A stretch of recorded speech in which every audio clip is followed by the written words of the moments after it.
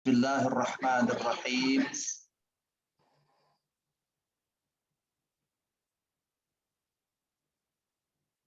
Oke.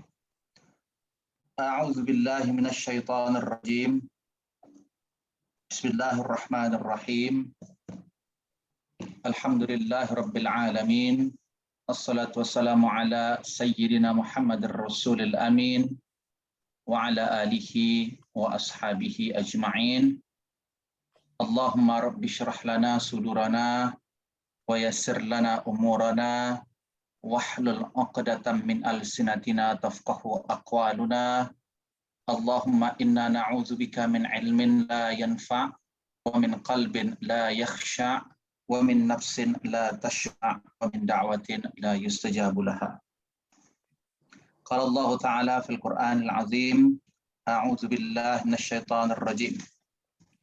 Ya ayyuhalladzina amanu taqullaha haqqa tuqatih wa la tamutunna illa wa antum muslimun. Shadaqallahul 'azim.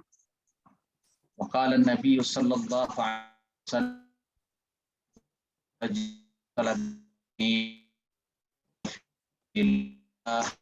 hatta atau kama qala an-nabiy sallallahu alaihi wasallam. Baik, tuan-tuan dan puan-puan yang dirahmati Allah sekalian, insya-Allah malam hari ini kita teruskan lagi pembicaraan kita berkenaan dengan a'mal al-umrah. Itu apa-apa saja perkara yang perlu dilakukan ketika mana kita melaksanakan ibadah umrah. Yang dimaksud dengan apa-apa sahaja amalan yang dikerjakan pada saat kita umrah di sini, maknanya amalan itu meliputi amalan yang wajib dituntut, ada juga amalan yang sunnah. Jadi yang wajib seperti yang kita bincang tempoh hari, bahawa dalam bab haji ataupun umrah, kalimat wajib ni ada perbezaannya, ya. Bahawa kalau kalimat wajib, sesiapa yang meninggalkan satu di antara kewajiban di dalam umrah, maka pada saat itu umrah dia sah, tetapi dia hendaklah membayar dam, khususnya menyembelih kambing. Nanti kita akan bincang sesiapa yang melakukan perkara-perkara yang dilarang ataupun meninggalkan sesuatu yang dituntut ataupun yang diwajibkan di dalam ibadah umrah. Jadi satu di antara contoh apa? Contoh perkara yang wajib yang dilakukan di dalam umrah. Di antaranya apa dia? Al-ihram minal miqat. Al-ihram minal miqat. Jadi ihramnya itu rukun, tapi ketika kita nak mulakan niat ihram itu kan kena di miqat. Miqat makani nama dia. Betul? Miqat makani. Dikena faham bahawa kita berniat pada saat di miqat makani itu pada saat itu hendaklah dia berniat dan melakukan perkara-perkara yang telah dituntut ke atasnya seperti apa? Seperti perkara-perkara yang diwajibkan pada saat dia sedang ihram. Baik, jadi perkara-perkara yang wajib yang dilakukan dalam umrah, di antaranya tadi apa dia? Al-ihram minal miqat, ya, al-ihram minal miqat. Jadi kalau ditinggalkan ihram daripada miqat ini, hukum umrahnya masih lagi sah, tetapi ia wajiblah membayar dam. Ya, membayar dam di sini maksudnya adalah menyembelih. Baik, pada minggu sebelumnya kita sudah bincang ya perkara yang pertama yaitu rukun-rukun umrah. Bahwa rukun umrah yang kita bincang tempoh hari ada berapa, tuan-tuan dan puan-puan? Ada 5. Baik. Apa sahaja? Niat ihram. Ya, niat ihram. Tawaf.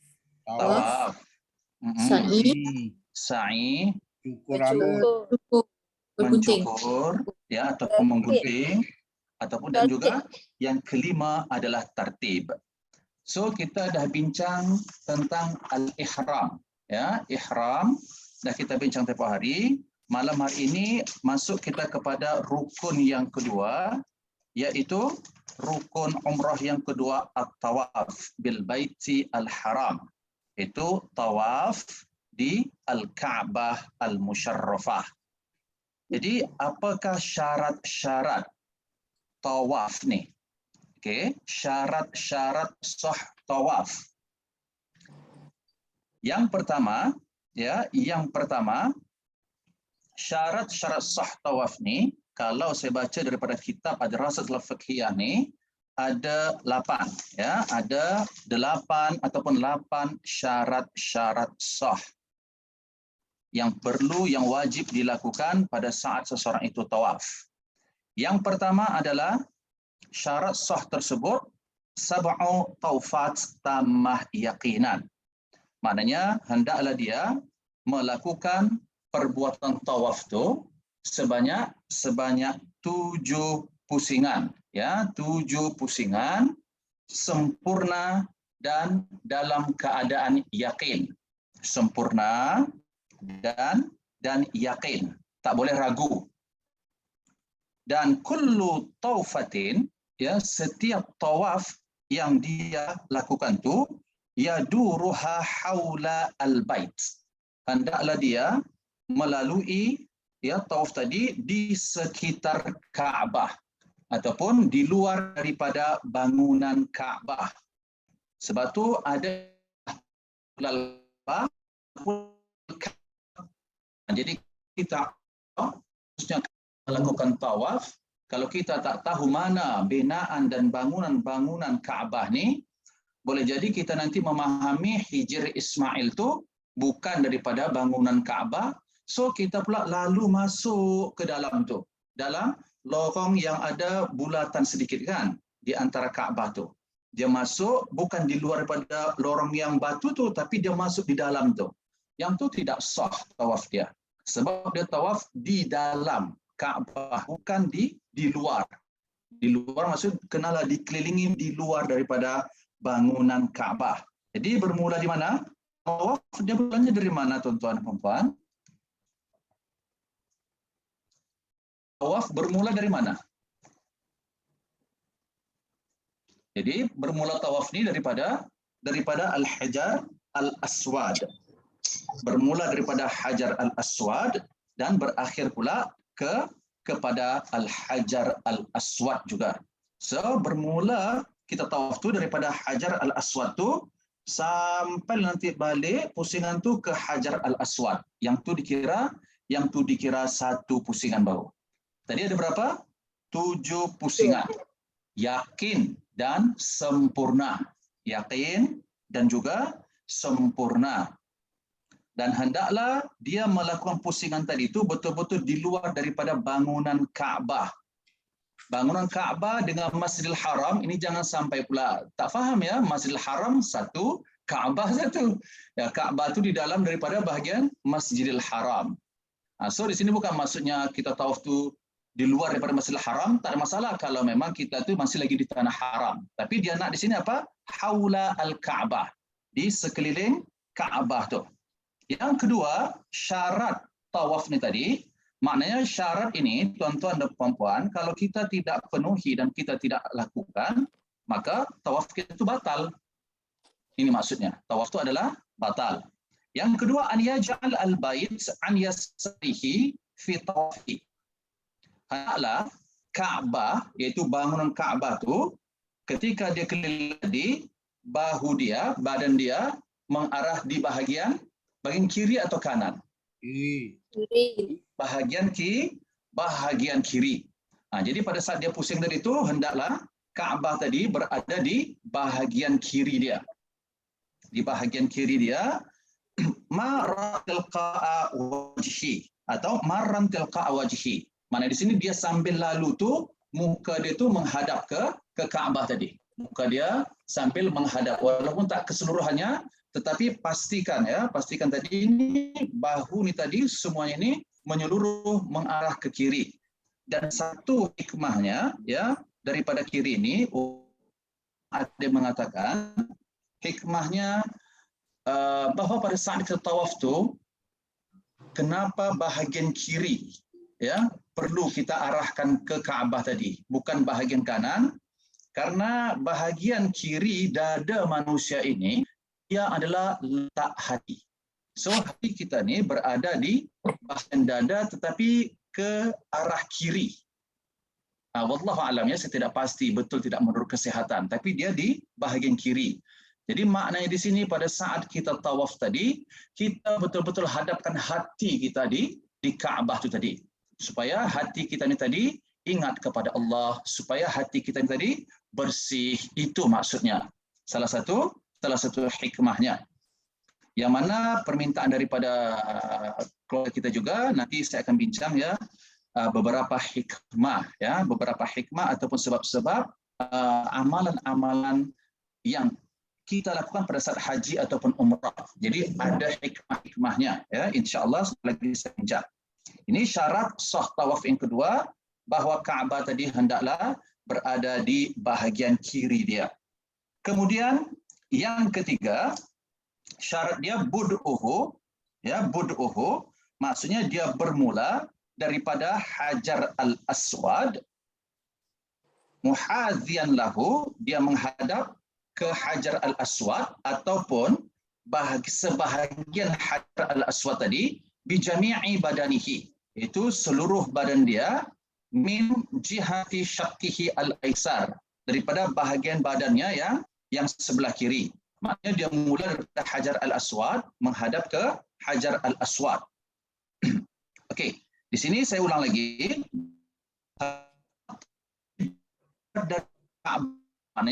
Badan di Ka'bah. Kalau Anda tawaf, contohnya tawaf, tiba-tiba sambil tawaf tadi itu pegang dinding tawaf contohnya, yang ini batal. Sebab dia bukan keliling di luar Ka'bah, tapi dia keliling di dalam Ka'bah tu. Jadi apa-apa saja bangunan yang ada di Ka'bah tu jangan dipegang, jangan disentuh, dan juga jangan kita berada di dalam tu. Kalau memang kita nak berhenti dan menyentuhnya, pastikan kedua kaki kita tu dalam keadaan kekal, tidak beralih. Ya, dalam keadaan kekal dulu. Contohnya nak cium Hajar al-Aswad, perlu memalingkan badan. Jadi stop dulu di situ, jangan bergerak. Kemudian apabila kita nak lanjutkan lagi, barulah kita langkahkan kaki tersebut. Jadi tuan-tuan dan puan-puan rahmati Allah, bahawa orang yang tawaf ni tadi hendaklah seluruh badan dia berada di luar Ka'bah tersebut.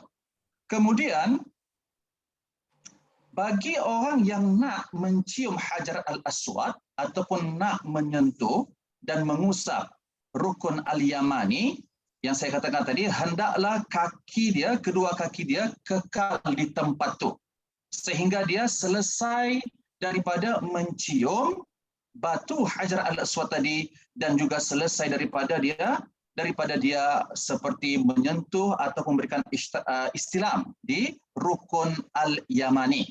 Maknanya jangan gerakkan kaki. Karena kalau dia gerakkan kaki itu sambil dia mencium, bermakna pada saat itu sebahagian amalan tawaf tu ada yang dia tidak arahkan ke bahagian kiri, bahagian Ka'bah tadi, dada kiri dia sudah berubah dah. Ini maksudnya. So dia nak posisi kita tu kekal di situ. Ya, kekal kaki kita berada di hadapan Ka'bah tadi. Kalau memang kita nak mencium Hajar al-Aswad atau istilam di Rukun al-Yamani, boleh, ya, tetapi pastikan kaki kita pada saat mencium tu jangan bergerak. Lepas mencium tu, jadi mencium tu, saya dah mengarah lain dah. Itu saya katakan tadi, jangan langkahkan kaki ke mana-mana. Nak berhenti itu tadi. Dah berhenti saja di situ. Okey, berpaling, cium, tak ada masalah. Pada saat nak pergi itu balik, nak lalu balik, nak tawaf lagi tu, yang tu yang kena balik, mengarah ke dada sebahagian kiri tadi, mengarah ke bangunan Ka'bah tu tadi. Jadi senang ceritanya, biar kita mudah faham, bahawa kita pada saat tawaf tu pastikan kita fokus, ya, jangan sampai beralih. Contoh, Puan Laili dengan suami pergi, tiba-tiba terputus, ya, terpisah gini, ya, terpisah dia punya kumpulan tu. Lepas tu masa jalan-jalan tadi, Puan Laili contohnya baca doa ataupun zikir, tengok-tengok kiri kanan tak ada. Mana suami? Lepas tu Puan Laili pun berpaling badan dia. Yang tu batal. Dia kena ulang balik yang satu pusingan tu. Dia kena ganti balik sebab tak dikira tu. Yang tu tidak dikira tawaf dia. Dia kena ulang balik, dia kena pergi balik ke Hajar Al-Aswad. Ulang balik. Kalau contohnya dia keempat kali, masa keempat kali tu dia tertembak berpaling, maka yang keempat tu tak dikira. So kena ulang balik daripada Hajar Al-Aswad untuk yang keempat tu. Untuk yang keempat, 5, 6 dan juga 7. Begitu juga tiba-tiba tercicir barang atau apakah? Yang ni saya maksudkan tadi, jangan sampai bahagian badan kiri ni tadi berpaling daripada bangunan Kaabah tu. Dia nak menghadap. Itu maksud. Jadi kita jalan menghadap ni bahagian dada kita ni ke Kaabah. Karena kalau tiba-tiba tercicir barang ke atau apa, lepas tu kita duduk, kita membungkuk. Yang ni terbatal dah pusingan tu. Ini kena jaga. Tawaf-tawaf ni dia ada syaratnya, sebab tu saya katakan ni syarat-syarat sah ini penting. Dan dalam solat pun yang pernah kita bincang, syarat sah tu yang kadang-kadang kita terlepas pandang. Ramai orang yang solat, tapi berapa ramai orang yang solat memenuhi syarat-syarat sah solat? Ramai orang yang umrah, ramai orang yang haji. Tapi berapa ramai orang yang haji ataupun umrah betul-betul dia penuhi syarat-syarat sah setiap rukun-rukun dan juga wajib-wajib haji ataupun umrah tersebut. Karena kita dengan izin Allah nak pergi beribadah ni, terutama umrah ataupun haji, mestilah yang kita harapkan haji dan umrah tadi mabrur, betul tak? Kita nak supaya umrah tadi diterima oleh Allah Subhanahu Wa Taala. Tapi apabila kita pergi dan kita tidak dengan amal, batu Islamu fardu. Maknanya perkara yang fardu, saya bincang sedikit dalam ilmu tasawuf daripada perspektif tasawuf, bahawa pada saat kita melakukan kewajipan yang diperintahkan oleh Allah, ada 3 fardu yang perlu kita tahu dan kita lakukan. Yang pertama, fardu sebelum kita melakukan ibadah yang difardukan, contohnya salat. Sebelum salat tu ada perkara yang fardu terlebih dahulu, baru kita lakukan solat. Yang kedua, perkara yang fardu yang wajib kita lakukan ketika kita solat tu. Ketiga, perkara yang fardu yang wajib kita lakukan selepas solat tu. Ini semua ibadah-ibadah yang fardu saya katakan sini ya, termasuk ini contoh satunya solat ataupun haji ataupun umrah. Kita tahu dalam mazhab Syafi'i khususnya umrah merupakan satu di antara ibadah yang diwajibkan walaupun sekali seumur hidup yang diwajibkan. Baik. Jadi fardu sebelum melakukan ibadah yang fardu, apa dia? Al-ilmu. Ilmu pengetahuan ini merupakan perkara yang pertama sekali. Sebelum kita melakukan perkara yang fardu yang difardukan oleh Allah. Sebelum kita puasa Ramadan, sebelum kita haji, sebelum kita umrah, sebelum kita salat, maka semua ini perlulah didahului dengan ilmu dulu. Yang kedua, pada saat kita umrah, pada saat kita salat, pada saat kita melakukan kewajiban itu, apa perkara yang fardu yang perlu ada, yang wujud? Ini 3 fardu ni amalannya hati ya, tuan-tuan dan puan, amalan hati dia. Bukan amalan zahir. Perkara yang kedua, pada saat kita melakukan sesuatu yang difardukan oleh Allah ni tadi, adalah ikhlas. Ini sesuatu yang difardukan, maknanya pada saat kita melakukan ibadah tu wajiblah ikhlas. Kalau tak ikhlas, so ibadah tadi tidak akan diterima oleh Allah Subhanahu Wa Taala. Kemudian perkara yang fardu yang ketiga, selepas kita menunaikan umrah, selepas kita menunaikan haji, selepas kita menunaikan salat 5 waktu tu, apa yang difardukan atas kita? Takut kepada Allah. Takut maksudnya di sini, takut ya Allah, ibadahku ini sejauh mana engkau terima ya Allah.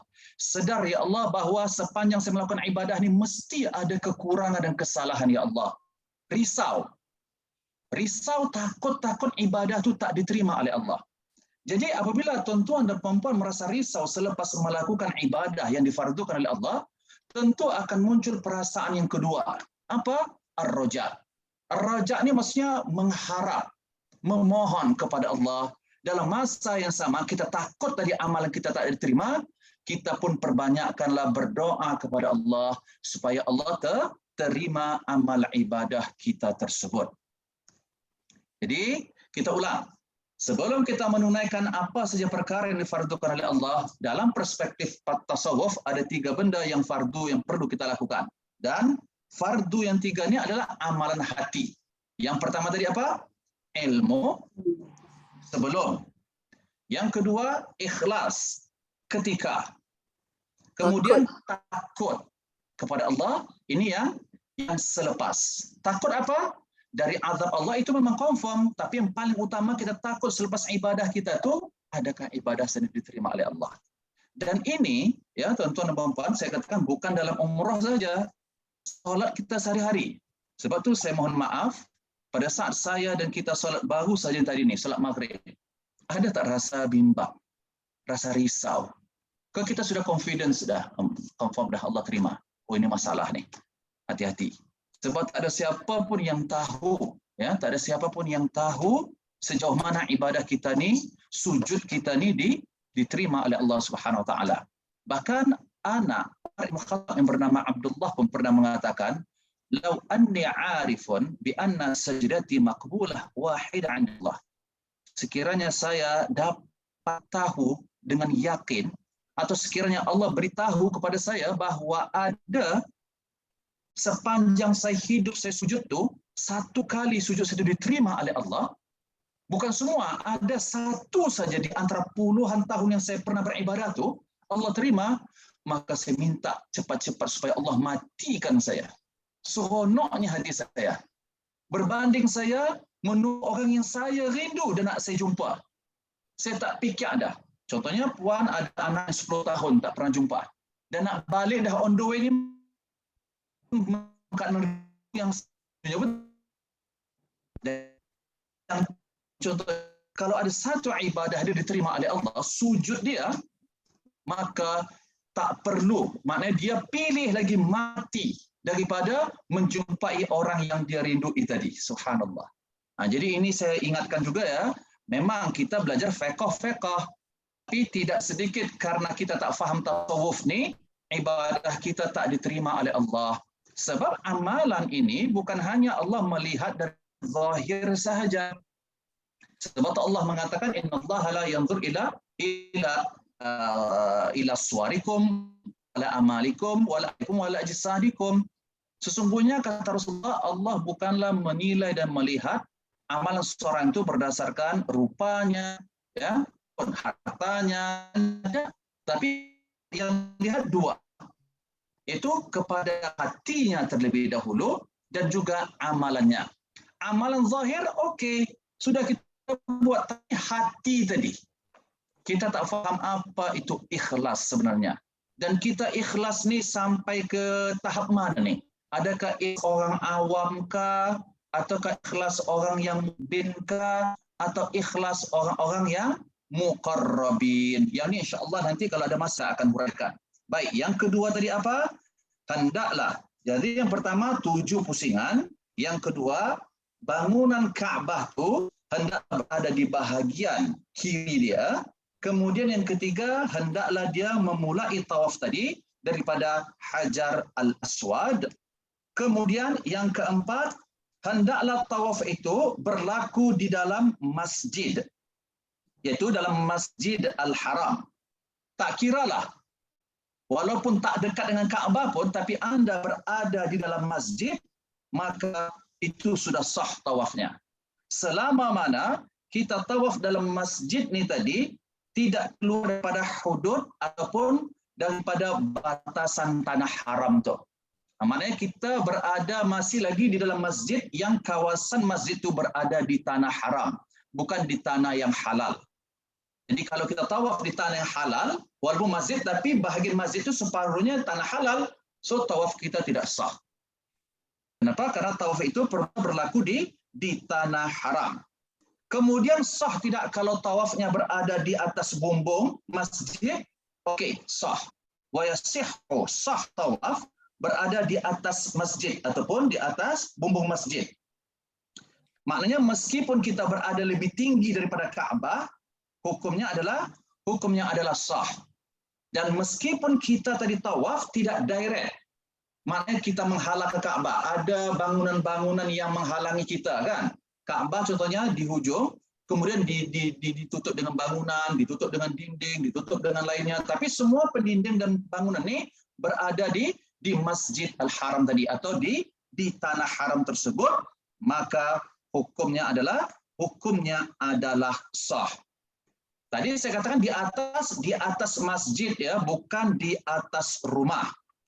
Okey. Maksudnya di atas masjid bukan maksudnya di atas rumah apa? Di Kaabah bukan. Tawaf di atas bumbung Kaabah tu tak sah.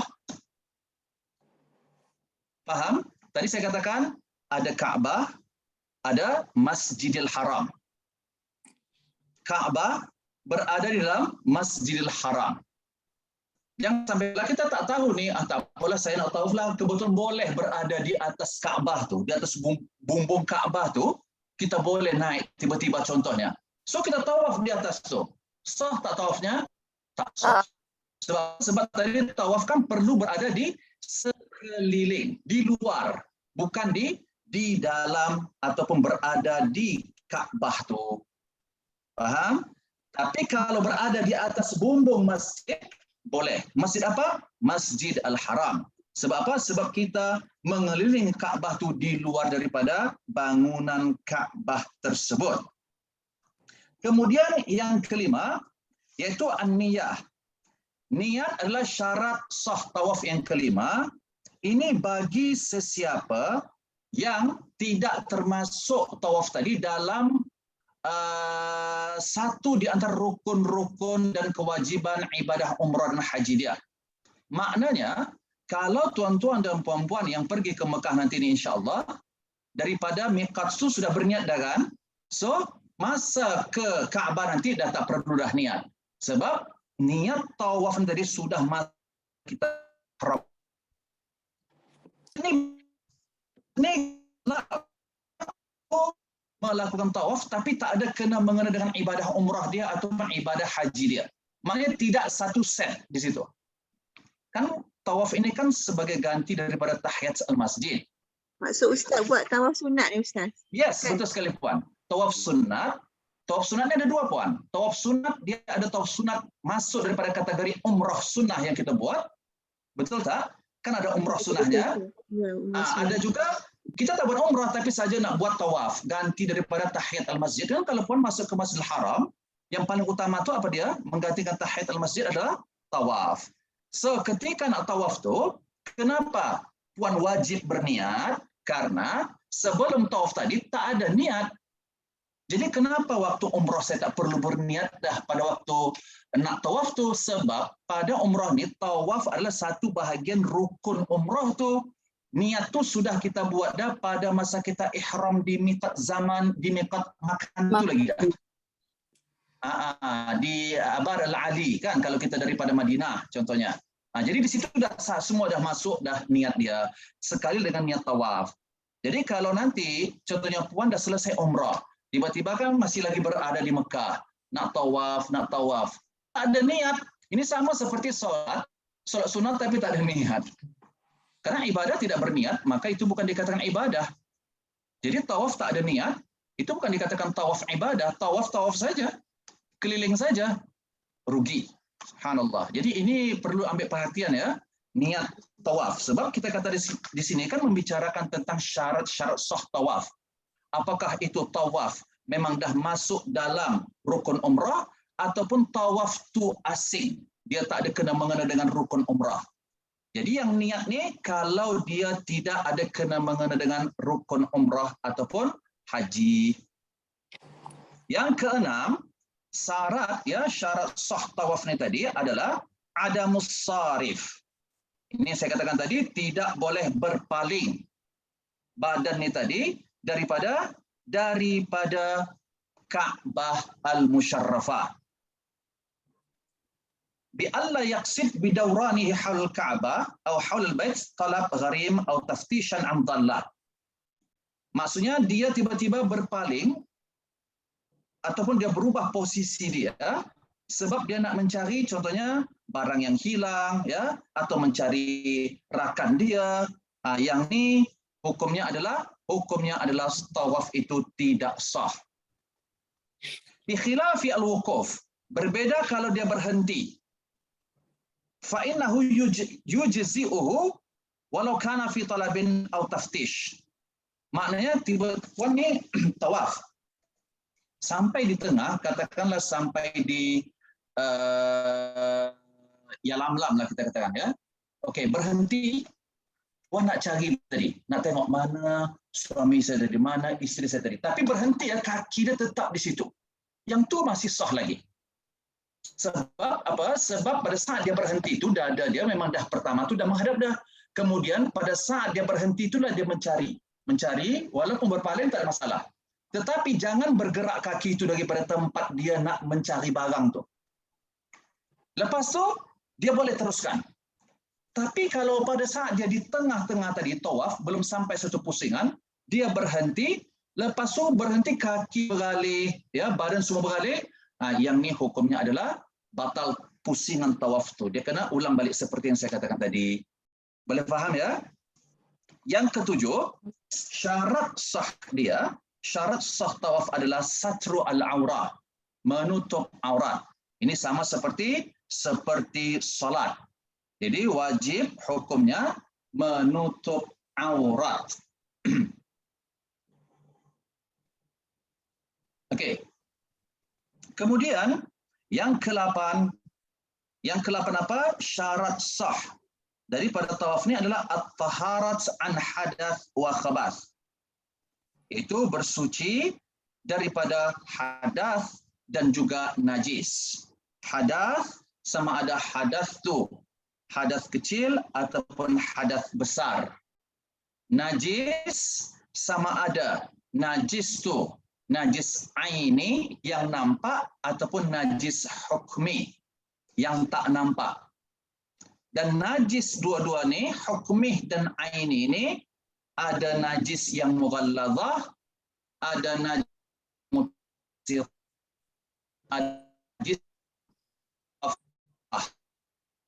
yang najis yang di pertengahan dan juga najis ringan. Ketiga-tiga ini dikatakan najis. Contoh najis ringan ni adalah kencing bayi lelaki yang umurnya tak sampai 2 tahun dan pada saat dia kencing tu dia belum lagi memakan selain daripada susu saja. Terutamanya susu ibunya saja. Tapi kalau umur 2 bulan tiba-tiba dah dibagi nasi dan lain sebagainya, kencing dia sama dengan kencing anak perempuan. Maknanya najis seperti kencing orang dewasa. Tapi najis yang ringan ni khusus untuk baby lelaki sahaja. Tidak untuk baby perempuan. Kenapa? Karena ini berdasarkan apa yang disampaikan oleh Rasulullah, baulu al-ghulam falyurasyah, bahwa cara membersihkan najis yang ringan daripada kencing bayi lelaki ini adalah dengan merenjiskan air ke tempat terkena kencing itu tadi. Cukup kita merenjiskan air. Tak payah diperah pun tak payah. Janji renjiskan air. Tetapi bayi perempuan, baulul jariyah falyughsal, hendaklah dibasuh. Maknanya sama seperti kencing orang dewasa. Jadi salah satu hikmahnya, ini untuk tambahan sedikit ya, kotlah nanti ditanya. Bukan diskriminasi kepada perempuan. Kadang-kadang kita tak faham agama ni, nampak macam perempuan ni didiskriminasi, ya, masalah hukum faraid, pasal lelaki lebih pula daripada perempuan. Termasuklah juga kencing ni pun. Awak beza lelaki dengan beza perempuan.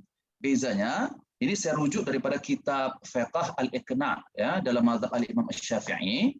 Menurut ulama, kenapa beza lelaki dengan perempuan, bayi lelaki dan kencing bayi perempuan? Sebab yang pertama, laki-laki ni dia apabila sudah masuk mukallaf ataupun akhir baligh, dia mengeluarkan air yang suci. Mohon maaf, air mani. Airnya suci. Tapi berbeda dengan perempuan. Perempuan kan akhir baligh dia boleh dilihat dengan keluar dari darah, dari kemaluan ataupun kita katakan haid. Haid itu najis atau suci? Saya mau tanya. Nah, yang ni satu hikmahnya kenapa beda kencing bayi lelaki dengan kencing bayi perempuan. Ini karena lelaki apabila dia akhir baligh, dia mengeluarkan sesuatu yang suci, bukan najis. Tetapi perempuan ketika dia akhir balik, dia mengeluarkan sesuatu yang najis, yaitu darah. Yang kedua hikmahnya juga bahwa dilihat daripada segi warna dan kepekatan. Dengan kata lain, sifat kencing, warna kencing bayi lelaki dengan bayi perempuan ni bedanya, yang perempuan dia lebih pekat kencing dia berbanding dengan kencing bayi lelaki. Wallahu alam. Walaupun kita nampak ataupun tak nampak, terbukti atau tak terbukti secara medik ataupun saintis yang dibincang oleh ulama ni, tetap wajib kita ikut apa yang diarahkan oleh Rasulullah, sebab itu adalah wahyu daripada Allah melalui lisan Rasulullah sallallahu alaihi wasallam. Samalah juga yang akan kita bincang insya-Allah sebentar lagi, ya, bahwa mencari tahu, mengetahui ataupun mengenal serta melihat hikmah-hikmah dan juga kebaikan-kebaikan di sebalik ibadah yang kita buat tu. Contohnya, apa hikmahnya tawaf di Kaabah, apa hikmahnya melempar jumrah, apa hikmahnya sa'i baina Safa wal Marwah, apa hikmahnya ihram di miqat ni tadi, kan ada hikmahnya. Maknanya di sini hikmah ini bukan menjadi satu kewajiban, ya tuan-tuan, bahwa itu bukanlah menjadi kewajiban wujudnya hukum. Karena hukum Allah ini tidak berdasarkan karena hikmah atau sebab. Tapi hukum Allah ini berdasarkan kehendak Allah. Kita suka atau tak suka, ada tak ada hikmahnya, kalau Allah dan Rasulullah suruh, buat. Sam'an wa ta'atan. Itu yang Allah katakan dalam surah Al-Anbiya, firman la yus'al amma yaf'al wahum yus'alun. Ini boleh Anda rujuk dalam Al-Quran, surah Al-Anbiya ayat 23, bahwa sama sekali tak ada hak kita untuk bertanya, ya, bertanya ataupun mempertikai apa yang diperintahkan oleh Allah dan dilarang oleh Allah. Tetapi yang berhak dan wajib ditanya itu adalah makhluk. So apapun ibadah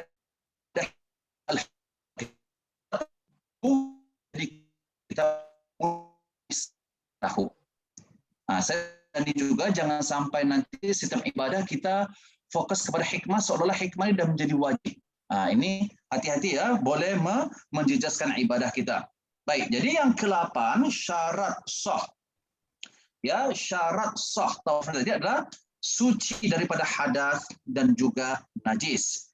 Suci apa? Suci seperti solat, pakaiannya, badannya, dan juga tempatnya. Ini karena Rasulullah mengatakan at-tawaf haulal bait mithlus shalah. Tawaf di sekitar Ka'bah ni ianya sama seperti mendirikan salat. Maknanya hukum dia adalah sama. Hukumnya apa? Syarat-syarat sah salat tu samalah juga perlu kita penuhi pada saat kita melakukan tawaf, itu syarat-syarat sah tawaf harus sama seperti mana kita melakukan syarat-syarat sah di dalam salat. Kemudian tawaf tadi kita katakan ianya seperti salat. Maknanya kalau kita ragu, yang ini selalu berlaku nih, jangan pandang remeh juga ya. Selalu sama seperti salat kita kan, kadang-kadang salat ada terlupa kan. Itu yang kita tenang dalam rumah nih. Kalau tawaf dengan ramai orang, dengan suasana yang tak menentu, cuaca, ini kan boleh menjadikan kita lupa, berapa pusing tadi ini dah. Baik, kalau kita lupa pada saat tawaf ini tadi, maka sama seperti salat, kita ambil bilangan yang paling sedikit. Maknanya saya ni tawaf, tiba-tiba 4 pusing, saya ragu, ini 3 ke 4? So kalau yang sedikit, 3 atau 4? Saya mau tanya dulu tuan-tuan. 3. 3. So kita ambil yang 3. Ini maksudnya.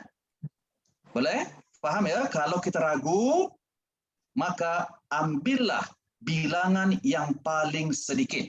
Ini ketika tawaf. Tapi kalau dah habis tawaf, dah masuk ke sa'i, dah mula jalan, tiba-tiba teringat, tadi tawaf tadi 7 kan? 6 Yang tu tak dipakai dah, tak kira dah. Maknanya dia sudah dikira tawaf 7 pusingan. Dia masih dikira lagi kita nak ambil yang bilangan sedikit atau banyak tu bila pada saat kita melakukan tawaf tu. Ketika tawaf tu, bukan selepas tawaf. Kalau sebelum memang tak mungkin, kan kita belum mula lagi. Jadi ketika tawaf tu. Jadi kalau sudah tawaf tak boleh. Ya, kalau sudah tawaf tidak boleh. Ustaz, boleh guna tasbih ke nak kira bilangan tu? Soalan ada di sini? Nak tanya, boleh guna tasbih digital Boleh. ke nak kira bilangan tu? Boleh sangat-sangat. Tidak ada menjadi halangan ya. Kita menggunakan tasbih yang ada digital tu supaya kita nak confirm, nak yakin ya berapa jumlah bilangan kita. Dan itu adalah satu kemudahan yang Allah bagilah kepada kita ya melalui pemahaman yang Allah berikan kepada orang-orang yang menemukan itu adalah buat tasbih secara digital. Okey.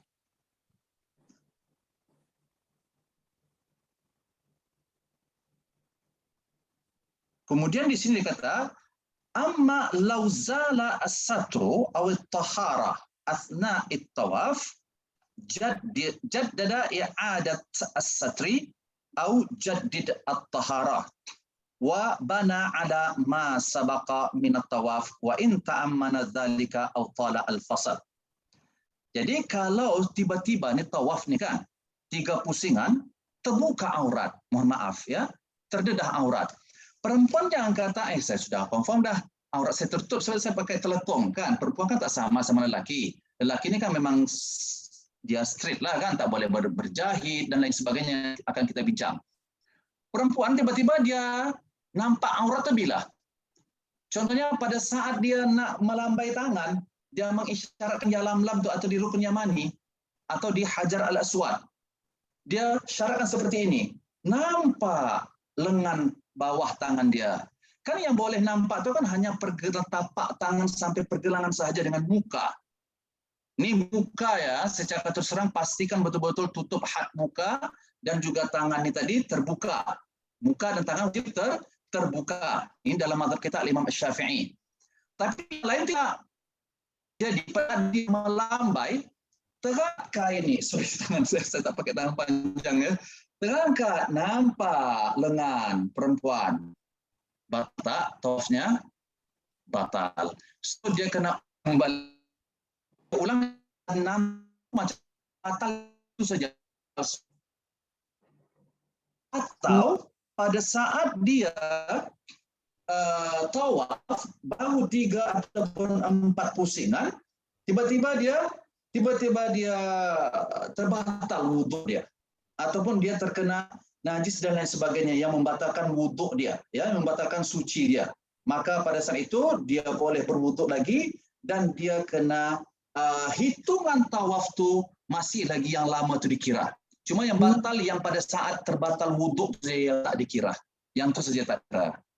Jadi kalau macam perempuan kan, kita katakanlah betul-betul straight kita ambil mazhab Syafi'i dalam bab wuduk ni, so kita tidak taklid kepada mazhab mana-mana yang lain seperti Imam Hanafi. Maknanya kita ada spray kan, spray pastikan air itu mengalir, ya, pastikan air itu mengalir. Maknanya kan masa kita spray kita kan terhenti nih, kan kita berhenti nih. Maknanya kita kena start balik daripada Hajar al-Aswad. Tadi katanya batal wuduk tu yang keempat, so Hajar al-Aswad tadi kita balik kira yang keempat tu dah, bukan kira dari awal balik, dah dikira yang keempat masa kita nak mula balik daripada Hajar al-Aswad selepas kita spray atau selepas kita berwuduk tadi. Tetapi Ustaz, contohnya membuka auratnya tadi ataupun batal melakukan sesuatu perkara membatalkan tawaf tadi dengan sengaja. Jadi ada kira juga, maknanya ada kira juga yang lama tu tak batal, hanya yang tu sahaja batal, ya. Walaupun dalam keadaan sengaja ataupun tak sengaja. Walaupun lama jaraknya. Di sini adalah walaupun dia tadi berwuduk tu memakan masa yang lama, maka pada saat itu dia boleh lagi ambil hitungan yang lama tu. Kecuali solat. Kalau solat tak bolehlah, dia kena ulang balik daripada takbiratul ihram.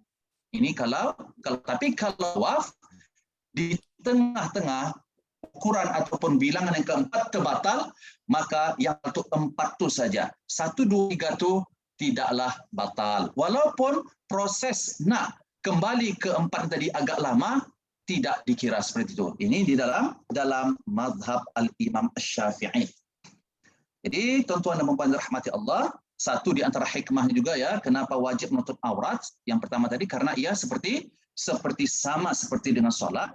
Dan yang kedua, aurat itu tadi adalah ditutup ini supaya kita tidak sama seperti apa yang dilakukan oleh orang-orang jahiliyah zaman dahulu.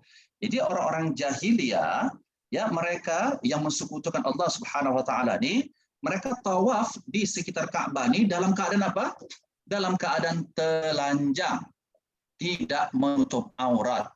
Bukan hanya tak menutup aurat, tapi memang tak berbaju langsung, tak ada pakaian. Inilah yang dilakukan oleh orang-orang jahiliyah dahulu. Kemudian untuk menjadi perhatian juga ya, tambahan kita yang sudah umum dah. Kita maksud di sini dalam istilah syaraknya umumul balwa. Benda umumul balwa ni tak boleh, mesti ada benda tu. Tak boleh kita hindari. Contohnya apa? Seperti kotoran burung. Najis burung kan? Sebab dia kan di sekitar Masjidil Haram kan banyak burung merpati ya, tak tahulah burung gagak ke burung merpati kan banyak di situ. Jadi macam mana nak menghindarkan benda ni? Maka perkara tersebut adalah dimaafkan. Ya, perkara tersebut adalah dimaafkan kalau terkena. Cuma kalau memang kita nak ambil yang paling selamat, ya, yang paling selamat tak dimaafkan. Itu maksudnya kita nampak ada pakaian kita terkena tahi ataupun najis burung ni tadi, so kita basuh, kita ulang balik. Yang itu lebih selamat lah. Tapi kalau memang tak boleh dihindari, memang keliling tu memang banyak, tak tahu.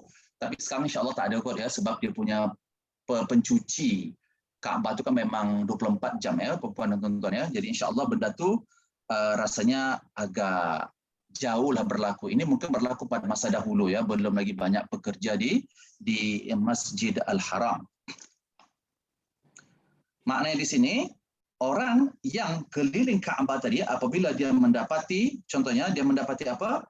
Dia mendapati kotoran burung dan lain sebagainya, maka pada saat itu ianya dimaafkan. Wa kadzalika al-mulamasa bin rijal wan nisa. Begitu juga bersentuhan antara lelaki dan juga perempuan pada saat tawaf ni. Tiba-tiba dia terpegang tangan suami dia. Maka pada saat itu seharusnya dalam mazhab Syafi'i batal. Ya, tetapi dia muqallid ataupun dia dalam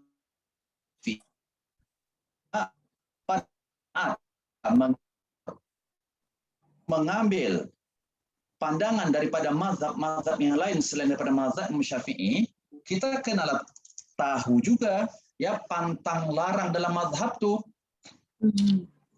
Jadi tadi berwuduk mazhab Syafi'i. Adakah beza wuduk mazhab Syafi'i dengan Hanafi? Ada. Bezanya di antaranya menyapu di bahagian kepala ni. Menyapu di bahagian kepala. Ada tak ada rambut, tetap menyapu di bahagian kepala.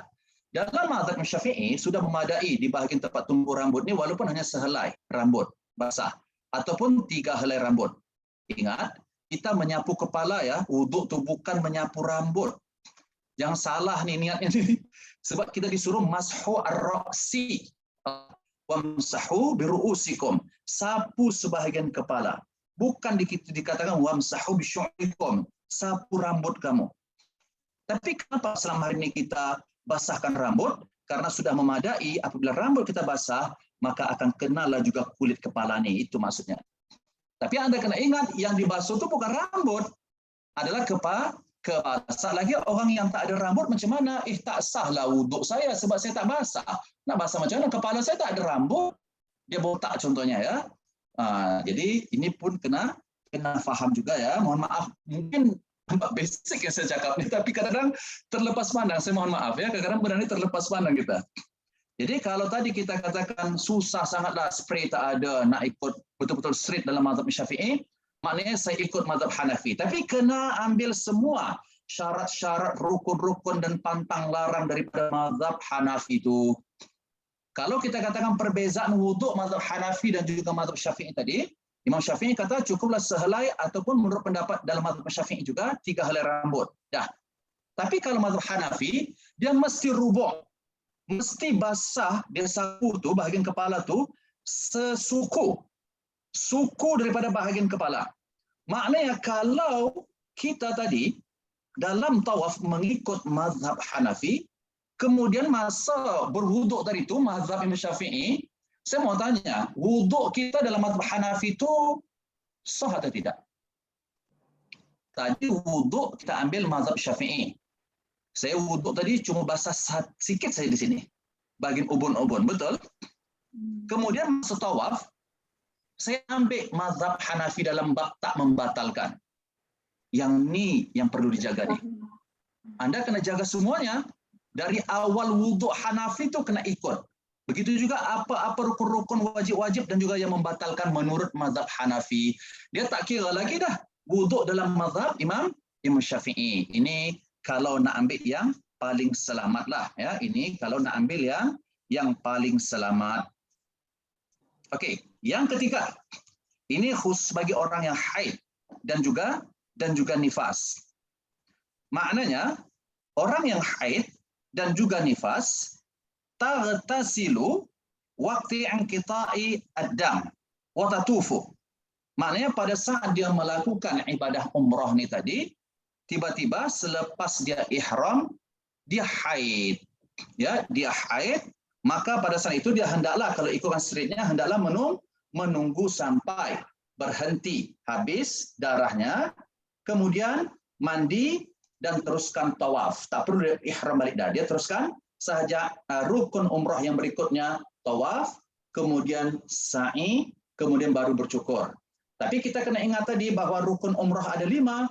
Memang yang wajib dalam keadaan suci itu hanya pada saat tawaf sahaja. Ketika ihram, Anda ihram tadi itu, memakai pakaian ihram, niat ihram itu tidaklah disyaratkan wajib dalam keadaan bersuci. Yang kedua, melakukan sa'i di antara Safa dan Marwah, boleh dalam keadaan kita tidak bersuci. Begitu juga mencukur ataupun memotong rambut. Tapi tawaf, dia sama seperti solat, wajib dalam keadaan bersuci daripada hadas besar, hadas kecil, najis ain, najis hukmi semuanya. Maknanya apabila daripada ihram tadi, di tengah jalan dia haid, maknanya dia tak bolehlah buat tiga-tiga tu. Tawaf tak boleh, sa'i tak boleh, dan juga mencukur. Tapi beda dengan haji. Sebab haji ini kan ada haji tamattu, ada kira, ini ada bahasannya. Maknanya tak semestinya nak tunggu tawaf, sebab boleh melakukan selain daripada tawaf. Maknanya kalau tawaf kita umrah. Senang ceritanya, umrah ni tadi rukunnya tadi itu yang 5, dan yang kelima itu adalah tartib. Tartib maknanya haruslah mengikut urutan. Ya, tidak boleh didulukan yang mana yang tak dulu. Okey. Jadi kalau perempuan tadi tiba-tiba dia keluar haid, maka bolehkah, ya, sebab tu seelok-eloknya ketika nak umrah ni, untuk perempuan lah, bagi wanita ya, afdalnya dia pilihlah tarikh yang dia baru selesai haid, waktu dia bersuci tu, dan dia sudah jangkakan dia biasanya kan 15 hari, ya, dia haid contoh 7 hari, dan selalunya dia suci 15 hari atau 20 hari. Yang tu maknanya hari ke-7 dah berhenti darah-darah. Kalau dia nak pergi umrah, ambilnya hari ke-9, macam tu. Jadi hari yang dekat betul-betul dia selepas haid tu. Jadi insya-Allah tak dibimbang lagi dia datang haid. Karena kalau keluar darah juga pada saat dia berhenti haid tu, itu dikatakan darah istihadah. Cuma darah istihadah ni ada pembahasannya ya, tuan-tuan dan puan, kalau dia keluar masih lagi dalam run ataupun waktu 15 hari itu, so itu dikira lagi darah haid. Yang ni saya tak ulas dulu sebab ini dalam bab bersuci pula ya. Saya rasa semuanya sudah faham dah. Istihadah dengan haid. Ya, istihadah dengan haid. Maknanya bagaimana? Maknanya untuk perempuan supaya tak ragu nanti tak payah lagi nak fikir nak bersyarat-syarat ataupun terlupa niat bersyarat, nak kena bayar dam pula kan. Menyembelih kambing pula dan lain sebagainya, maka pilih waktu yang tepat. Sebab tu suami ataupun adik-beradik yang lelaki, orang tua, ayah, kena fahamlah juga, kena raikan keadaan mereka ni. Jangan ikut tarikh kita saja. Kena tengok keadaan anak-anak, perempuan ataupun isteri ni tadi. Jadi pilih, kalau boleh, itu bukan menjadi wajib ya, kalau boleh itu afdalnya. Atau yang kedua, bolehkah saya mengambil apa-apa saja ubat untuk menahan haid itu supaya jangan datang? Menurut ulama yang contemporary, bahwa ianya harus, boleh. Selama mana perkara tersebut tidak mendatangkan apa-apa mudarat. Jadi bagaimana saya tahu benda ini mudarat tak mudarat? Kena tanya pakarnya, kena tanya dokter lah, itu maksudnya. Jadi kena tanya dokter, saya memang sengaja makan. Kadang-kadang tak tentu haid saya ni, tiba-tiba dia datang. Lepas ni tiba-tiba datang balik. So untuk berjaga-jaga, saya makan ubat untuk menahan supaya tak keluar darah. Boleh? Ada yang mengatakan, majoriti pendapat ulama contemporary mengatakan boleh. Karena yang dihukum itu adalah darah keluar. Selama dia makan tak keluar darah, so tidak dikatakan orang yang haid. Okey. Atau pada saat keluar darah tu, dia nak juga tawaf. Maknanya dia nak tahallul. Sebab apa? Sebab masih lama lagi waktu tu. Dia nak balik ke negara asal. Ada lagi beberapa hari lagi, masih lama. Maknanya katakanlah ada 20 hari lagi. Dia rasa masih dan lagi lah kalau dia tunggu.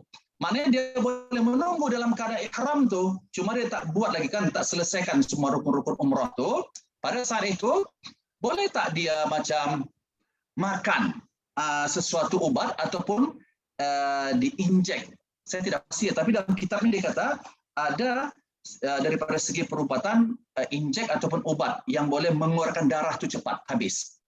Mengeluarkan darah haid itu secara cepat, maknanya lepas dia makan ubat tu terhenti darah tu dah. Lepas dia makan ubat tu beberapa masa akan berhenti darah tu. Yang ni boleh. Ini juga boleh. Maknanya begini. Anda katakan saya biasanya kalau haid perempuan ya 10 hari. Tiba-tiba sampai di Mekah nanti masa nak ihram tu dah ihram, dah pakai ihram, dah niat semua dah. Sampai di tengah jalan tak sampai lagi di Kaabah, di Masjidil Haram, haid. Lepas tu, lama dah duduk di Madinah. Waktu tinggal sedikit lagi. Dan saya kalau boleh tu nak sempurnakanlah umrah ni. Tak maulah tahallul dengan bayar dam apa dan lain sebagainya. Jadi, ada alternatif lainkah? Ada. Tanya dokter, ada tidak ubat yang boleh menghentikan darah ni secepat mungkin? Ini maksudnya. Tetapi ingat, darah itu kan sekurang-kurangnya dia 24 jam. Ataupun tak 24 jam pun orang yang haid itu dia darah yang keluar itu adalah darah haid. Jadi kalau keluar darah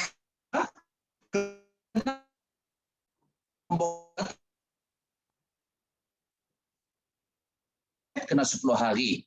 Ada yang shortcut, yaitu makan ubat ataupun diinjek, terhenti darah haid itu. Yang tu boleh. Maknanya apabila berhenti darah tu, pada saat itu dia wajib mandi dan tawaf. Mandi tetap ya, wajib ya, mandi daripada hadas besar tu sebab tadi dia kan haid. Makna di sini dihukumkan haid dia untuk pada saat dia di Mekah tu 1 hari saja contohnya.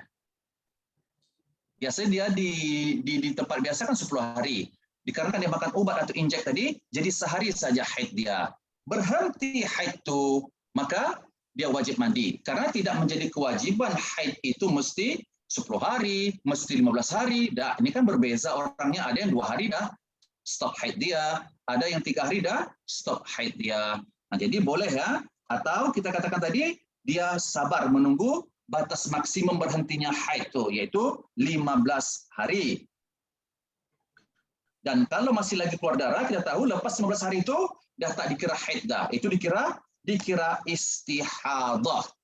Dan ingat ya puan-puan, ini benda ni boleh jadi berlaku sebab ini fitrah yang Allah ciptakan untuk perempuan.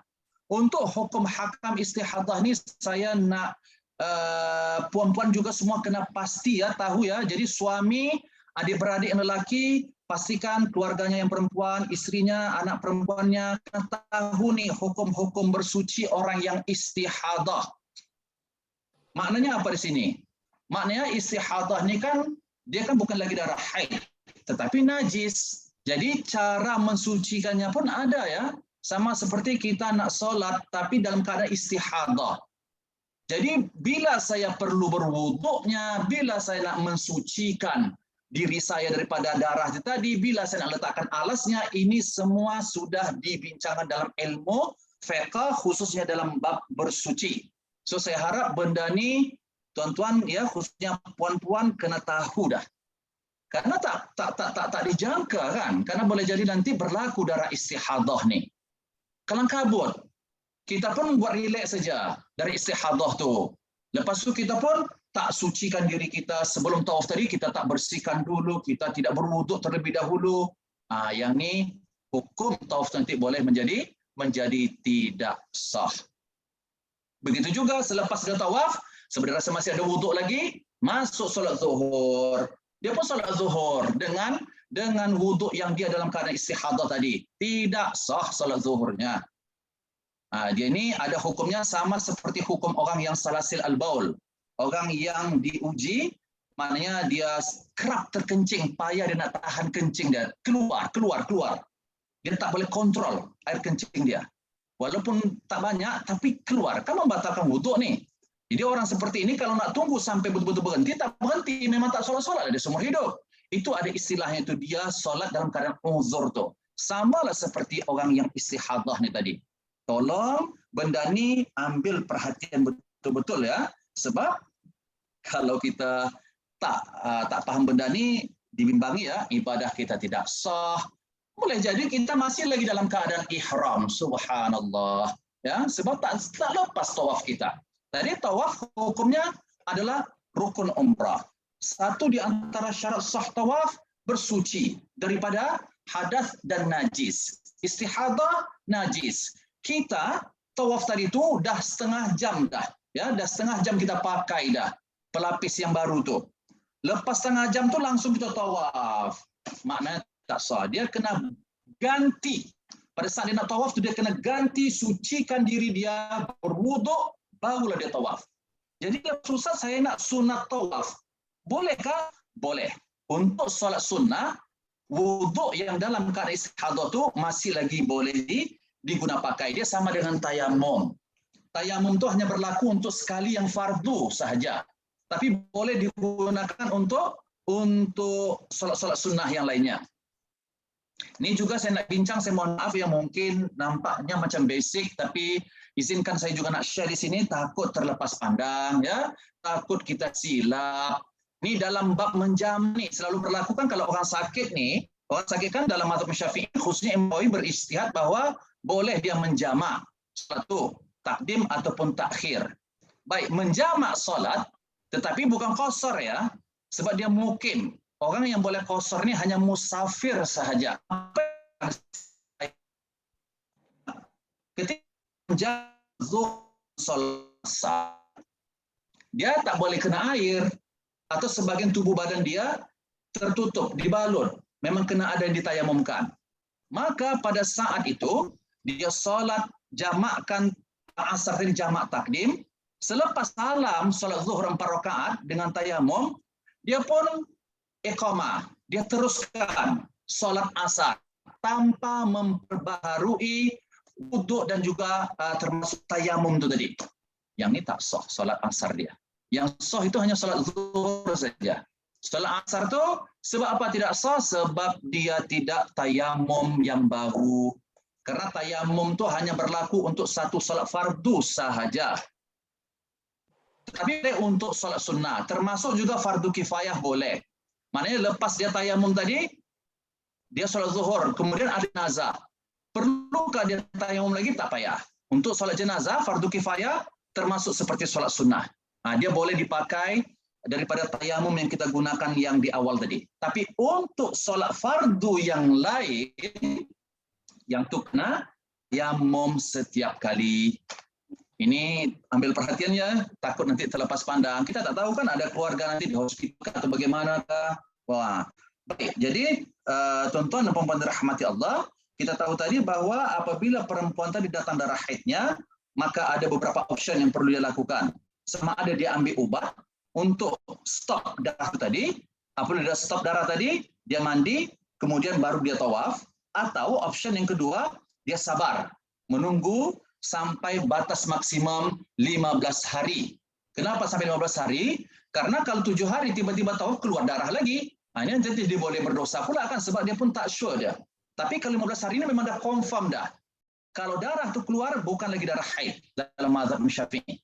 So, option yang kedua dia ambil adalah bersabar dan menunggu selama 15 hari. Atau itu dalam mazhab Syafi'i. Kalau dia nak ambil dalam mazhab Hanafi, dia menunggu 10 hari. Karena menunggu 10 hari dalam mazhab Syafi'i, selepas 10 hari perempuan tu kalau keluar darah tu istihadah. Kalau kita nak taklid dalam mazhab Hanafi dalam bab ni seperti wuduk tadi, boleh. Ya, boleh juga. Cuma saya secara peribadi, inilah dalam kajian PhD saya juga ya. Adakah bolehnya itu boleh suka-suka saja kah atau macam mana? Okey. Jadi kalau tak boleh, kalau nak menunggu yang paling selamat dalam mazhab Syafi'i adalah 15 hari. Kalau nak ambil daripada mazhab Hanafi, menunggu 10 hari. Fa'in a'jalaha as-safar qabla inqita'id dam. Dan kalau tiba-tiba pada saat itu dia tidak boleh menunggu, maknanya dia tidak boleh menggunakan option yang kita katakan tadi. Tak ada ubat nak menghentikan darah tu, dan dia memang tak boleh menunggu sebab dia hari tu kena selesai tawaf. Sebab saat lagi memang nak pergi ni dah, pesawat, nak balik. Jadi apa yang perlu dia lakukan pada saat itu? Siapa dia ni? Perempuan yang haid dan juga nifas, dia hendaklah membayar fidyah, itu menyembelih badanah atau baqarah. Di sini menyembelih badanah, menyembelih lembu ataupun unta. Bukan kambing ya, unta ataupun lembu sebab dia tahallul tu dah. Tetapi menyembelih di sini maknanya kalau kita tadi perempuan tadi masa dia tawaf tadi tak sempat habis tawaf dan dia kena balik, itu contoh maksudnya.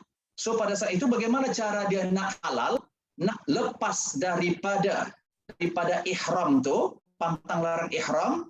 Karena pada saat miqat ada niat bersyarat pula.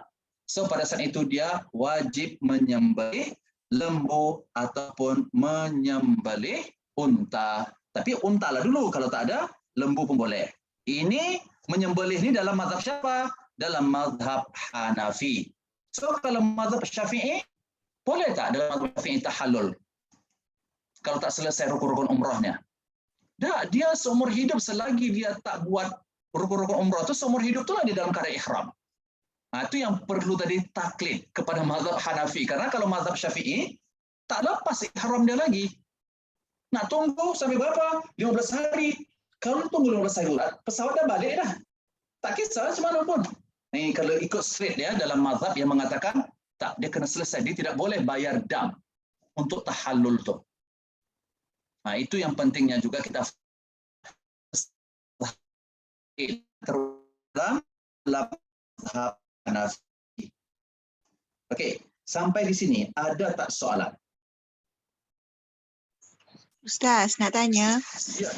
Ya. Macam perempuan pelik sikit kan. Kalau macam kita kena pusing-pusing tawaf tu, tiba-tiba kita rasa macam ada keluar macam keputihan ke, yang tu kira najis juga kan Ustaz? Yes, betul. Najis, Puan. Dan rasa ya Puan ya, dalam bab taharat dia wajib yakin Puan. Tidak boleh ragu. Kalau Puan katakan tadi rasa-rasanya, so itu tak yakin. Okay. Puan kena sampai kepada had yakin. Barulah kita katakan batal wuduk Puan. Tapi kalau Puan katakan masih ragu lagi, syak, so Puan dihukumkan bersuci lagi. Masih lagi berwuduk, belum batal lagi. Ini kena faham juga dalam bab berwuduk ya. Bagus sekali soalannya Puan Laili. Jadi dalam hal ini tadi bagaimana? Kalau Puan Laili kata rasa macam, tapi Puan Laili rasa ni memang dah sampai ke yakin lah sebab biasanya berlaku macam tu. Yang tu lebih afdal dan selamatnya wuduk balik. Tapi wuduk kenalah sucikan dan bersihkan dulu kan. Sama seperti istihadah tadi. Kalau tidak, sama saja kita tawaf ataupun salat dalam keadaan membawa najis. Kan kita kan harus bersih najis nih. Daripada mana? Bukan najis ataupun kotoran najis ataupun hadas daripada tempat saja. Melainkan badan, pakaian. Dan mohon maaf, kita cakap terus terang ya, pakaian dalam itu dikatakan pakaian tuan-tuan dan puan. So ianya juga dikatakan membawa najis. Kalau pakaian yang di dalam tadi bernajis, ada orang yang memahami bahwa pakaian dalam ini tak kira. Yang dikira suci itu adalah pakaian luar saja. Ini masalah besar nih. Ya, ini masalahnya besar sekali. Dan bukan hanya untuk perempuan, lelaki juga. Lelaki kena ingat juga kadang-kadang dia tidak sedar keluar air madhi. Saya mohon maaf. Ya, air yang bukan air mani tetapi dia air putih yang kental tapi jernih. Yang ni najis nih. Kalau dia sedar tadi keluar tapi dia buat tak tahu saja, tak sah tawafnya. Dan apabila air madhi itu mengenai pakaian dalam dia, pakaian dalam itu wajib dia bersihkan, wajib dia sucikan. Tak boleh dia najis, dia kena bilas, kena perah tu. Itu maksudnya. Kena hilang najis daripada pakaian tu, pakaian dalam tersebut. Kalau warna tak hilang tak apa lagi. Tapi bahagian ataupun air madhi kenalah hilang daripada melekat di pakaian dalam tersebut. Ini termasuk juga keputihan, puan ya, keputihan. Ya, kalau perempuan mungkin keputihan. Tapi kalau laki ada namanya madhi ataupun wadi. Nah, ini boleh jadi air ini disebabkan dia mengangkat beban, ya, atau dia banyak berjalan, tiba-tiba keluar, dia boleh keluar airnya. Anda kena ingat satu di antara perkara yang membatalkan wuduk keluar sesuatu daripada dua jalan, yaitu kemaluan, dubur ataupun kubul. Yang keluar ini apa dia? Apa saja yang keluar. Termasuk juga batu karang, wal'iyazubillah min zalik. Batal wuduknya kalau pembatu tu dia katakan bukan daripada kumpulan asalnya kencing, tapi batu itu daripada garam contohnya, kan tidak najis. Tapi dia keluar daripada kemaluan, tetap batal wuduk dia. Apatah lagi keputihan ataupun air madhi dan juga mani, wadi. Kenapa mani tidak? Karena kalau dah keluar air mani, tak ada jalan lain kecuali apa? Mandi. Dia mandi wajib. Kalau dia mandi wajib, dia nak tahu lagi tawaf lah. Dia tak berwuduk, tak ada masalah sebab dia sudah angkat hadas besar dia. Tapi kalau nak afdal sempurna lagi, lepas mandi hadas besar, dia pun angkat hadas kecil dengan berwuduk. Walaupun sudah mandi hadas besar, sudah habis juga sekali terangkat hadas kecil. Jadi tak payah berwuduk pun boleh, nak berwuduk pun juga boleh. Boleh faham? Ingat bahawa dalam bab kemaluan ini, ya, secara terus terang banyak. Ketika Rasulullah ditanya tentang aktsar ma yadkhul annas finnar, penyebab utama yang menjadikan manusia ini banyak sekali dihumban oleh Allah ke dalam neraka jahanam khususnya, atau neraka-neraka yang lainnya, disebabkan dua sahaja, kata Nabi. Paling banyak sekali. Sebabnya dua nih. Yang pertama, mulut, lidah kita. Yang kedua, faraj, kemaluan. Kemaluan maksudnya apa? Dia tak kisah dalam bab yang banyak sebabkan manusia diazab tak dan sampai di hari kiamat dalam kubur dah kena azab dah. Saya mau tanya, kalau solat dalam keadaan dia bernajis pakaiannya, sah tidak solat tuan dan puan? Saya mau tanya. Sah tidak? Tak sah. Tidak sah. Baik, kalau tidak sah solatnya, solat itu dianggap solat atau tidak? Bermakna dia kan tidak dikatakan orang yang solat meninggal dunia. Dalam keadaan dia tahu tadi tapi dia buat tak tahu, ya. Kemudian meninggal dunia, adakah bab solatnya itu tak ditanya oleh malaikat Munkar dan Nakir? Demi Allah saya katakan dalam hadis yang sahih Rasulullah mengatakan, ketika kita nanti idza wudi'a al-mayyit fi qabrihi, apabila mayat nanti diletakkan di liang lahat, ya, habis proses semuanya, maka perkara yang pertama yang akan didatangi oleh malaikat Munkar dan Nakir bagian tubuh kita adalah kepala kita. Bagian kepala ni dia nak tanya apa? Solat. Sebab tu Nabi mengatakan tanazzahu minal bauli fa inna ammata azabil qabri minhu. Pelihara, jaga, sucikan betul-betul diri kamu khususnya daripada kencing atau apa-apa yang keluar daripada kemaluan tu. Karena umumnya, majoritinya ahli kubur diazab dan kubur disebabkan sesuatu yang keluar daripada kemaluan ini. Salah satunya adalah kencing. Masya Allah. Ini yang saya risaukan. Ya, tuan-tuan dan puan-puan rahmati Allah. Saya takut laki-laki dah ihram tadi daripada miqat. Dia tak sedar. Pertama waktu keluar air mazi itu dia sedar, tapi dia macam tak apalah. Dia kata macam tu. Kemudian dia tawaf. Tawafnya kan tak sah ni. Apabila tidak sah tawaf dia, bermakna dia tidak lepas daripada rukun umrah tu. Kalau tak lepas rukun umrah lagi, bermakna dia masih lagi dikatakan orang yang muhrim. Orang yang berihram. Dan orang yang berihram di sini, ya, perlulah dia menjaga pantang larang ihram tu. Dia pun rasa dah selesai dah umrah dia, balik kampung buat, ya Allah, ini penting ya, bukan nak menakut-nakutkan ya tuan-tuan dan puan-puan, tapi saya nak kita semua kena berjaga-jaga, berhati-hati. Dalam masa yang sama, Islam memang agama yang mudah, tapi kita jangan ambil mudah sahaja. Terutamanya dalam bab bersuci. Terutamanya dalam bab bersuci. Okey, ada lagi soalan puan?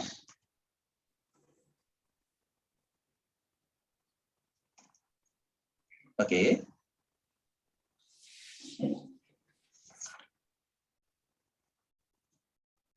Tak ada lagi ya soalan ya?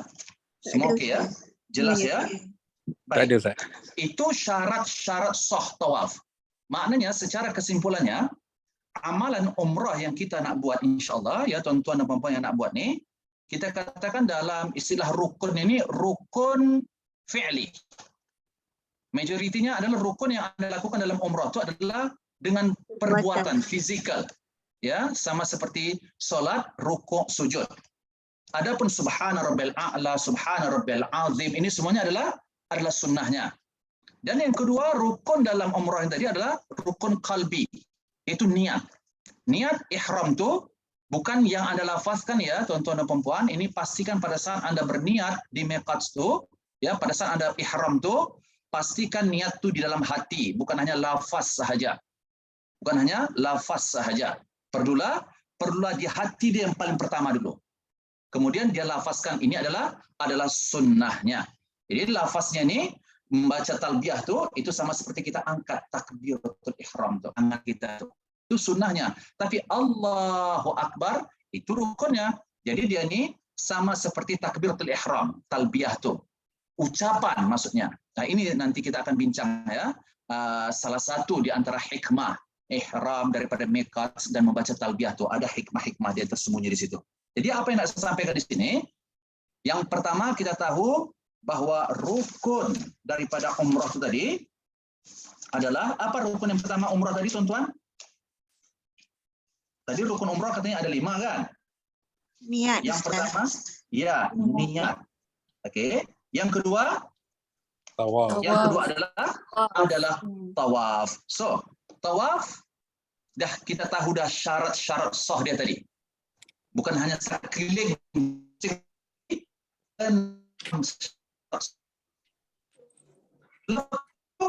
ada sunan at-tawaf, sunnah yang kalau kita lakukan pada saat tawaf tu kita dapat tambahan pahala, itu maksudnya.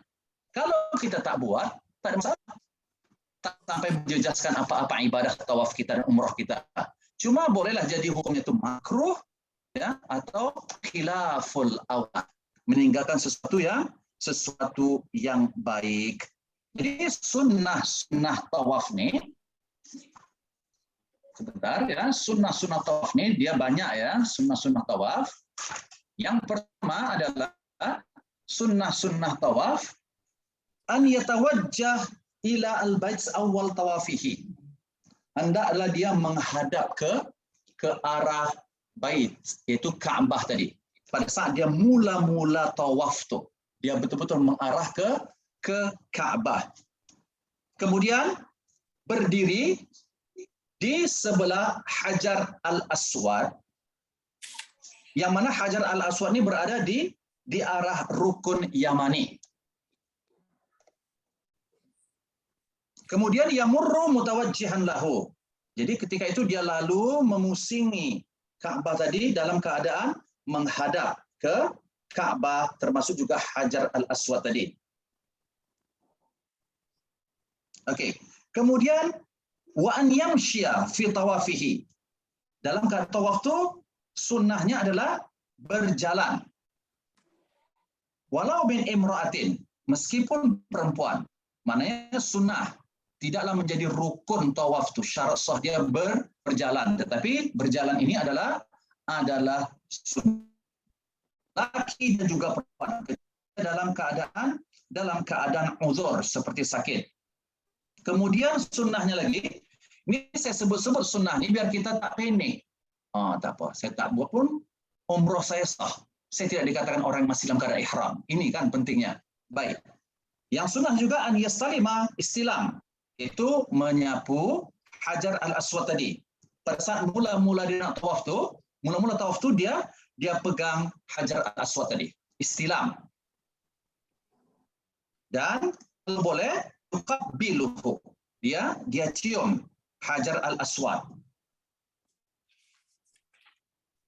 Baik. Dan kalau belum dia mula tawaf tadi, dia nak sujud di atas Hajar al-Aswad tu pun itu adalah sunnah. Sujud di atas Hajar al-Aswad tu, itu adalah sunnah. Ini kan belum mula lagi ya, baru nak mula tadi itu. Kan start daripada Hajar al-Aswad, sebelum mula tawaf, okey, kita istilam, kemudian kita cium, ya, kalau nak baca-baca apa-apa zikir, wallahu alam, cuma baiknya kita buat apa yang dibuat oleh Nabi, ya, dikecup. Kemudian dalam kitab ni dia kata al-yasjud alaihi.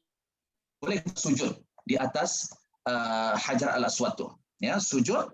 Dan sujud ini tadi adalah satu ibadah ya di sisi Allah. Dia boleh macam dikategorikan orang yang sujud syukur atau sujud tilawah, ya.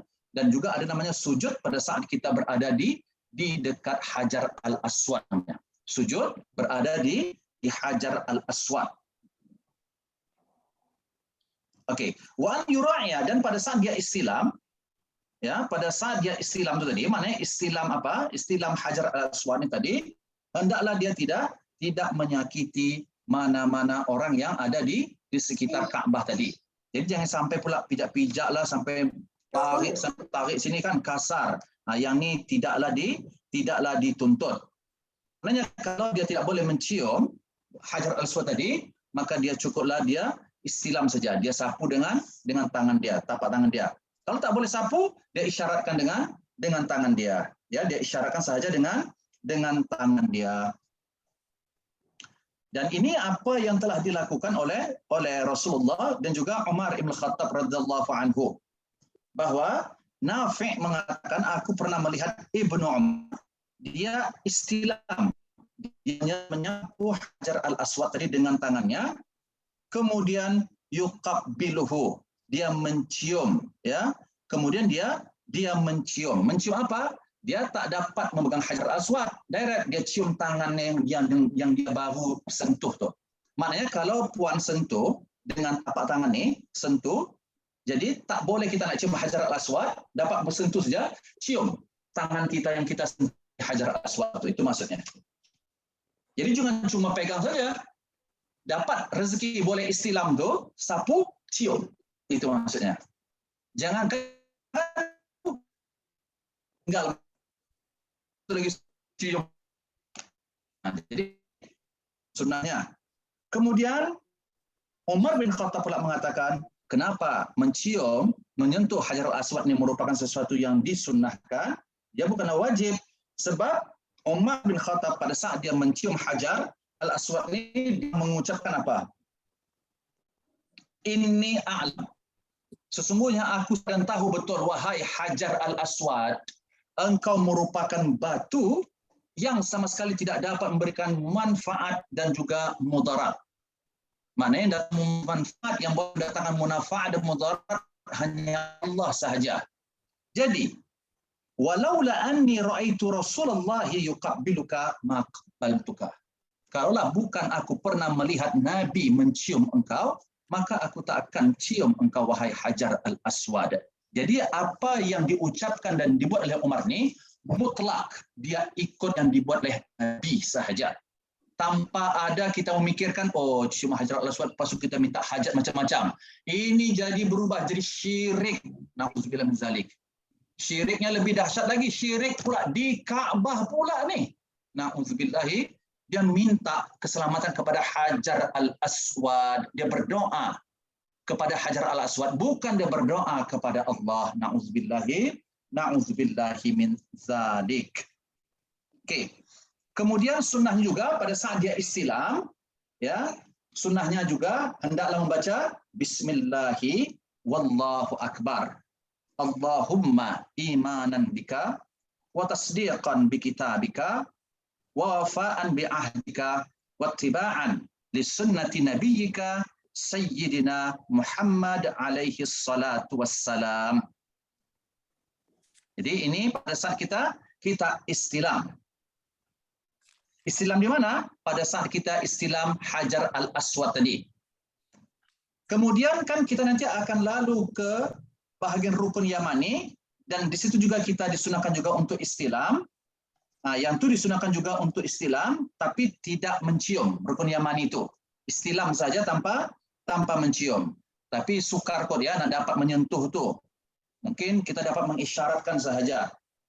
Dan pada saat itu, ketika dia dapat mengisyaratkan atau istilam di rukun Yamani tadi, dia betul-betul berada di hadapan, ya, di hadapan pintu Ka'bah, maka bacalah Allahumma innal baita baituka wal haram haramuka wal amna amnuka wa hadza maqamul a'iz bika minan nar. Dia isyaratkan ke makam Nabi Ibrahim alaihi salam. Kemudian wa yaqulu baina rukni al-yamani wasyami, kan ada rukun-rukunnya ya, Yamani, Syami, ada Irqi ya. Ketika dia sampai di antara rukun Yamani dan juga Syami, bacalah doa Rabbana atina fid dunya hasanah wa fil akhirati hasanah wa qina azabannar. Okey. Untuk mengistilam Hajar al-Aswad ni tadi, ya, awal tawafihi, dia cium tadi dan dia letakkan dahi tadi sama ada dalam keadaan sujud, macam tu masuk sujud tadi dia letakkan dahi dia. Dan ini apa yang dilakukan oleh Rasulullah SAW. Ini sekiranya mampu dan tidaklah sukar. Cuma sunnahnya mencium dan istilam Hajar al-Aswad ni hanya khusus kepada lelaki. Khusus kepada lelaki. Sebab apa? Sebab perempuan tak dimasukkan dalam bab ni karena dibimbangi kan ramai lelaki yang bukan mahram dia di situ.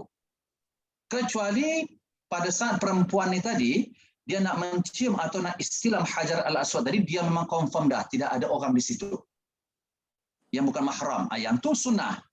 Tapi nak kita katakan dapat tu payahlah kan, sebab orang kan 24 jam kalau saya tidak salah ya di sekeliling Kaabah tu, nak dapat mencium Hajar al-Aswad ni kan bukan sesuatu yang senang kan. Nak menyentuh pun payah, apalagi nak cium. Ya, menyentuh pun payah, apalagi nak cium. Jadi dalam bab ni perempuan tak payah gagahlah nak paksakan juga nak istilam tu. Yang gagah di sini siapa? Laki-laki, karena perempuan dibimbangi nanti boleh melakukan perkara-perkara atau dan ini boleh juga melakukan perkara yang haram ya. Ini boleh melakukan perkara yang diharamkan oleh Allah Subhanahu wa taala. Kemudian juga sunnahnya an yukarrir al-istilam wa takbil al-hajar. Maknanya istilam dan mencium Hajar al-Aswad tadi hukumnya bukan sekali. Maknanya kalau 7 pusingan 7 kalilah kita mencium ataupun istilam Hajar al-Aswad. Min tawafihi, itu bermula daripada tawaf dia tadi. Dan istilam al-Hajar ni rupanya disunahkan juga selepas tawaf dan juga selepas menunaikan 2 rakaat sunnah tawaf tu. Selepas tawaf 7 kan berakhir di Hajar al-Aswad. Sunnah kita istilam juga Hajar al-Aswad tadi. Kemudian kita solat 2 rakaat tawaf. Lepas tu sunnah juga kita lagi pergi ke Hajar al-Aswad untuk istilam ataupun mencium. Atau kita kita isyaratkan kalau memang tidak mampu, khususnya untuk perempuan. Dan saya mohon maaf sebab sunnah-sunnah tawaf ini agak sedikit banyak ya, dan banyak ini bukan benda tidak bermanfaat. Jadi insya Allah benda ini akan kita bincang lagi pada pertemuan berikutnya. Dan saya yakin kita ada 2 lagi pertemuan ya Puan Laili ya. Insya Allah kalau Allah izinkan, maknanya kena sampai habiskanlah kita buat rukun-rukun ini. Dan kalau tak keberatan, ya saya tidak pasti Tuan Effendi yang tanya tentang hikmah-hikmah ibadah umrah ini tadi. Boleh tak yang itu nanti kita buat last? Sebab kita nak fokus kepada rukun-rukun umrah, sunnah-sunnah umrah. Kemudian nanti baru yang last kita akan bincang hikmah dan juga kebaikan di sebalik ibadah-ibadah umrah yang kita lakukan tadi. Maknanya setiap amalan tuh, melempar jumrah, sejarahnya apa, ininya apa ya, ada insya-Allah. Tapi yang itu insya-Allah nanti pada last. Selepas kita bincang semua. Ini kalau tak keberatan lah ya. So kita setelkan rukun, wajib dan juga sunnah, serta kita habiskan nanti juga tentang perkara-perkara yang dapat merusak, ya merusak, contohnya merusak rukun dan juga merusak wajib umrah ataupun wajib dan rukun haji. Wallahu a'lam bishawab. Insyaallah kita akan teruskan lagi, dan pada minggu hadapan kita akan habiskan sunnah-sunnah tawaf ini sedikit lagi, dan kita akan bincang pula rukun yang berikutnya yaitu sa'i. Rukun yang berikutnya adalah sa'i. Dan lepas sa'i nanti barulah mencukur dan tartib insya-Allah. Dan sa'i ini juga ada syarat-syarat sahnya serta ada sunnah-sunnahnya. Wallahu a'lam bishawab. Jadi sebelum kita baca kafaratul majlis, ada sesiapa yang nak bertanya tuan-tuan dan puan-puan, silakan. Jelas berkenaan dengan tawaf. Jelas ya? InsyaAllah Ustaz. Yang laki-laki semuanya jelas ya? Jelas, Ustaz. Alhamdulillah. Dan saya ulang sekali lagi, dalam bab tawaf ni tolong jaga betul bab bersuci. Bukan hanya wuduk sahaja, tapi najis tu tolong perhatikan betul-betul perkara ni. Kalau tak nak, kita nanti rugi, khususnya bukan hanya di dunia ya, rugi di akhirat. Na'udzubillah min zalik. Sebab apa? Sebab membersihkan najis ini adalah fardu ain. Ya, sesuatu yang tak boleh kita jahil dalam bab itu. Betul tak ya tuan-tuan? Jadi benda ni kenalah ambil perhatian betul-betul, dan tolong ya saling mengingatkan. Walaupun di sini biasanya abang ataupun adik mengingatkan, tiba-tiba orang yang mengingatkan di sini ni boleh jadi dia terlupa nanti. Jadi orang yang diingatkan tu pada saat dia ingat di tanah haram tu, bagi tahu, saling mengingatkan. Itu yang Allah kata wa tawassau bil haqq. Jangankan ya di Mekah ya, dalam solat pun kita ketika menghadap Allah pun syaitan ini, iblis ini tak berhenti-berhenti dia merusak ibadah kita, mewaswaskan kita. Jadi ini yang perlu kita fahami insya-Allah. Baik, kita baca kafaratul majlis. Bismillahirrahmanirrahim. Subhanakallahumma bihamdik asyhadu an la ilaha illa anta astaghfiruka wa atubu ilaik. A'udzu billahi minasyaitonir rajim. Bismillahirrahmanirrahim. Alhamdulillahirabbil alamin. Wassalatu wassalamu ala asyrafil anbiya'i wal mursalin wa ala alihi wa ashabihi ajma'in. Allahumma ighfir lana dhunubana wa liwalidina warhamhum kama rabbawna shighara. Allahumma rabbana zidna 'uluman wa tanfa'una fid din wa dunya wal akhirah. Rabbana muqallib qulubana ya Allah. Allahumma ya muqallib al-qulub, tsabbit qulubana ala dinik wa ta'atik ya rabbal alamin. Allahumma waffiqna ya Allah bi taufiqika ya rahman ya rahim. Rabbana atina fid dunya hasanah wa